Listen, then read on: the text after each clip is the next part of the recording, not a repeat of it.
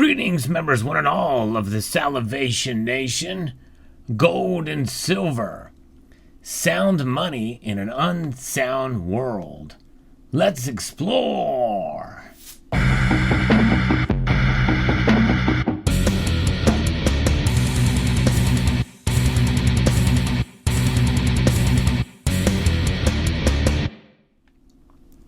One thing that is abundantly clear, and that is we are living in uncertain times.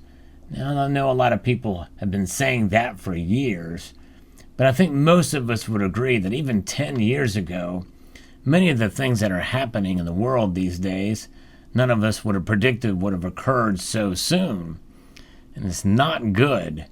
There's a lot of unrest. There's a lot of political uncertainty. There's literally threats, I believe, to the very free enterprise system that is part of what made America so great, but even the entire Western world.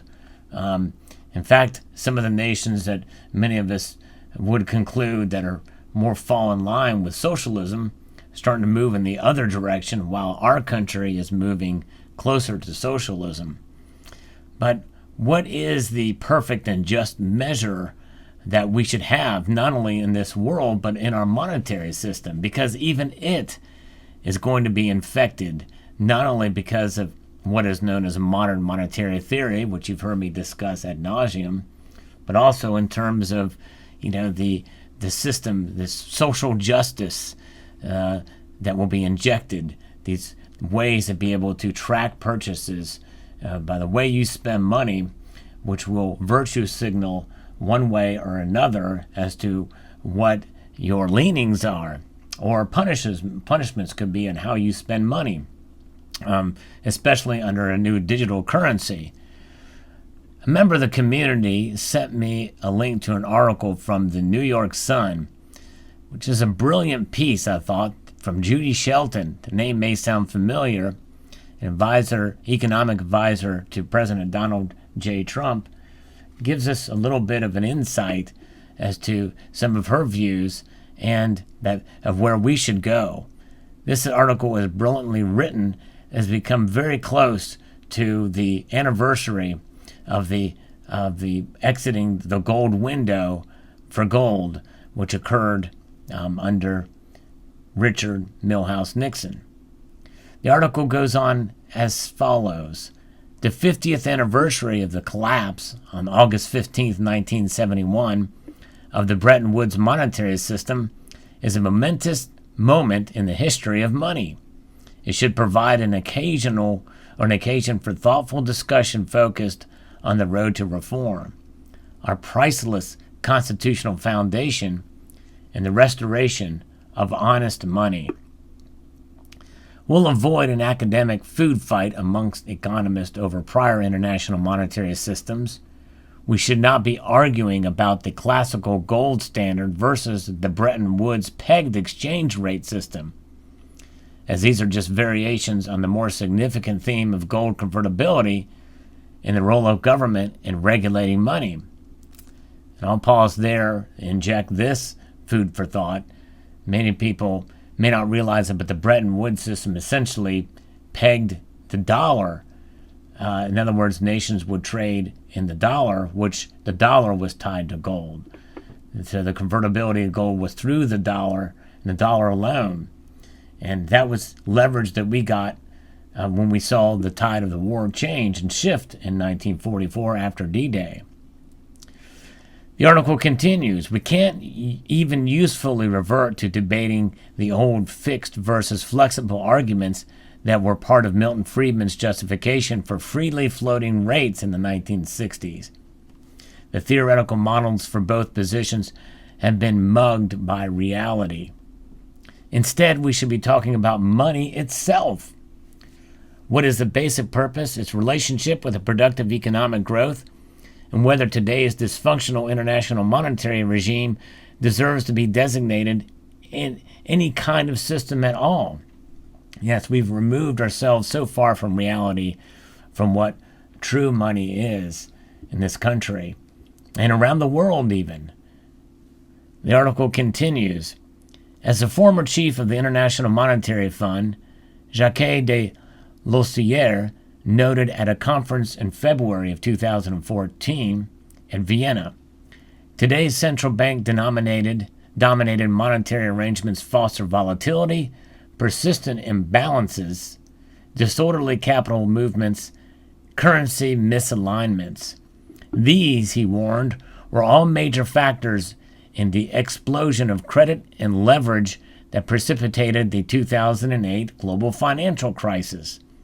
Such an unanchored approach, he said, does not amount to a non-system, but something considerably worse, an anti-system. It is time to think creatively about money. We need to remind ourselves what it means as a measure, how it facilitates voluntary commerce and opportunity, how it can lead to greater shared prosperity while remaining compatible with liberty, individualism, and free enterprise. We are at a moment when everything is on the table.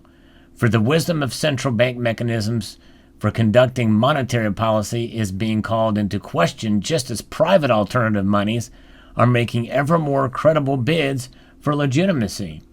And we've seen that. That's why people are hungering, and this is why decentralized cryptocurrencies have been so attractive for many young people and people in general, because people are questioning the current system.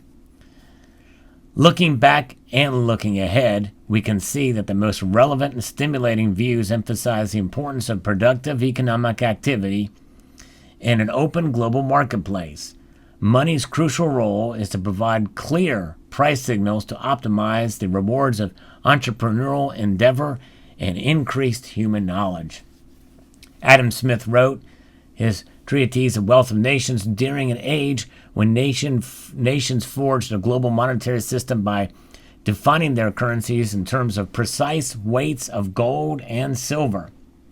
A level monetary playing field arising from a system inherently disciplined by forces outside the control of government, wherein the economic decisions of private individuals are not held hostage to the ambitions of politicians, serve profoundly liberal goals such as the rule of law, private property, and the equal protection of human rights. In fact, you may remember from history, and for those of us who accumulate gold and silver, we know the sovereign is an example of a coin that was used and in between nations. It was recognized around the world for its amount of gold, 0.23 ounces of gold. Modern-day visionaries likewise focus on the integrity of market signals conveyed through money. When Elon Musk says, "I think about money as an information system," he goes to the heart of money's unit of account function and underscores the importance of price signal clarity. When he tweets that goods and services are the real economy, any form of money is simply the accounting thereof, he eliminates the same seasoning that caused our constitutional framers to include the power to coin money and regulate the value of American money and of foreign coin in the same sentence of our Constitution that grants Congress a power to fix our standard of weights and measures. Money is meant to be a reliable measure, meaning unit of account. And that is important, a unit of account. It's dependable as a store of value. When those qualities are undermined, especially by government for purposes of redirecting economic outcomes at the risk of global financial instability, the dynamism and productive potential of free market forces is diminished. So true. Political arguments in favor of maintaining governmental control over the issuance of money tend to invoke short-term objectives couched in words such as stimulus and the need for central bank support for an economy. Such calls are met with somber warnings about long-term unsustainability and the monetary authorities who nevertheless indulge them. Be thou shalt have a perfect and just weight. A perfect and just measure shalt thou have, goes the passage from the book of Deuteronomy 25:15, that thy days may be lengthened in the land which the Lord thy God giveth thee. Of course, that's the King James Version. The biblical injunction against dishonest measures can be interpreted as alluding to the sustainability not only in economic terms, but also in the moral realm. As noted by Robert Bartley, editor of editorial page of the Wall Street Journal for more than 30 years, economist Robert Mundell was correct in his assessment that the only closed economy is the world economy. It's time to start building an ethical international monetary system. And what is the best way to keep ethics in the monetary system is to have that which that cannot be controlled or manipulated as part of a rules-based monetary system. And I believe that gold and silver should play a role there. That's my feelings, and I think that's where Judy Shelton is going, by the way. She was considered, or one in the list that could have been chairman of the Federal Reserve, or chairwoman, which I think would have been a welcome change, much needed, for sure. Fascinating indeed. Brilliant article, I think, by Judy Shelton. And I think that just goes to show that, there's still some sane thinking in the financial world. And it's good to see folks like Judy Shelton out there. So I thought I'd share this with the community. Sound money in an unsound world. That's certainly what we need.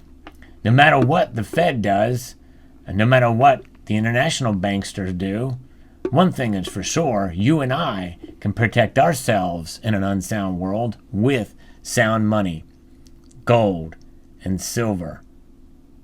We will continue to stack it and hold it because it is precious. And why is it precious? Because it's sound. And you and I believe, are precious as well. And we deserve to be protected financially. That's why we hold gold and silver. So I hope you found this video useful.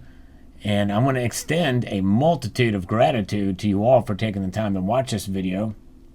And to encourage you to please rate, share, comment, and subscribe.